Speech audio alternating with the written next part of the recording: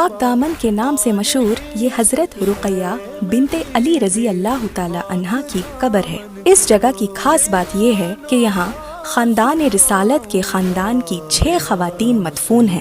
Be be Ruqaiya حضرت علی ابن ابی طالب کی بیٹی ہیں، حضرت عباس علمدار کی سگی بہن اور حضرت مسلم ابن عقیل کی زوجہ ہیں۔ باقی مدفون خواتین حضرت مسلم ابن عقیل کی بہنیں اور بیٹیاں ہیں۔ یہ خواتین سانحۂ کربلا کے بعد بر صغیر تشریف لائیں۔ بی بی پاک دامن پر حاضری دینے والے زائرین میں قدرتی طور پر خواتین کی تعداد زیادہ ہوتی ہے۔ لوگ بی بی پاک دامن کے مزار پر حاضری دیتے ہیں، منتیں مانگتے ہیں اور مرادیں پاتے ہیں۔ عقیدت مندوں کا ماننا ہے کہ اہل بیت کے در سے ہر مراد بر آتی ہے، کیونکہ یہ ایسا وسیلہ ہے جو خدا تک لے جاتا ہے۔